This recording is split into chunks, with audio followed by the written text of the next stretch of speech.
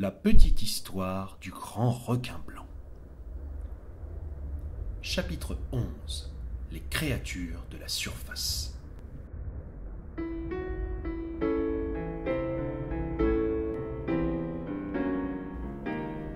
C'était un dauphin. Le rémora se crispa, car ce genre d'animal était un prédateur pour lui, contrairement au requin. Toutefois, ce dernier semblait toujours en proie à la peur. Le dauphin s'approcha en abhorrant son sourire le plus sympathique. Le sourire que tant de poissons ont vu avant de se faire avaler. Mais il ne semblait pas aujourd'hui avoir l'intention de manger. Plus petit que le requin, il était en revanche très agile et commençait déjà à tournoyer autour d'eux en agitant son corps souple. Le requin nageait toujours paresseusement, mais était prêt à prendre la fuite au moindre geste suspect. « Alors, vous êtes curieux de voir ce qui se passe à la surface ?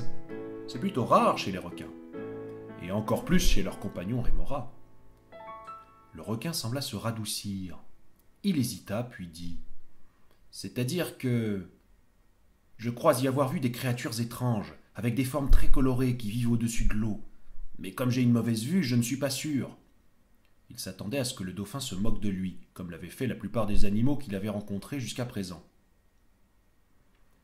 Mais contre toute attente, celui-ci répondit « Ta vue ne t'a pas trompé, ami requin. Non seulement les créatures de la surface existent bel et bien, mais elles sont également beaucoup plus nombreuses qu'on ne le croit. Encore faut-il savoir où elles se regroupent, c'est-à-dire sur les côtes. » « Tu veux dire là où la terre remonte ? » ?»« Oui, ce sont des animaux terriens.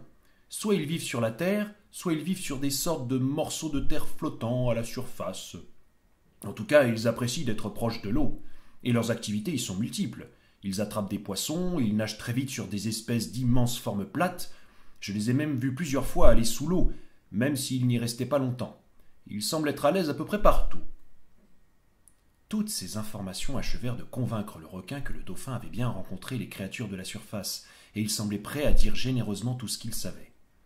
« D'accord, nous te suivons, mais j'espère que tu ne nous tends pas un piège. »« Entendu, cela me changera d'aider un requin.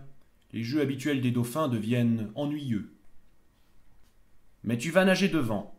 Tu comprendras qu'en tant que requin, je sois sur mes gardes. »« Oui, je comprends, » répondit le dauphin. « Suivez-moi. Il y a toute une colonie de créatures non loin d'ici sur une petite île baignée par les courants chauds de l'océan Indien. » Tout en nageant, le rémora, qui n'avait pas dit un mot, hésita, puis demanda au requin. « Il avait l'air gentil, ce dauphin. Pourquoi le détestes-tu ?»« Je ne le déteste pas, mais j'ai peur de lui, » répondit le requin. « Tu as peur ? Mais je croyais que les requins étaient les choses les plus dangereuses du monde. Enfin, sauf pour les rémoras. Même les cachalots et les baleines ne vous attaquent pas. Alors pourquoi aurais-tu peur d'un malheureux petit dauphin ? Premièrement, les requins ne sont pas les prédateurs les plus terribles de l'océan, et ils peuvent se faire manger par des animaux plus gros ou plus sournois.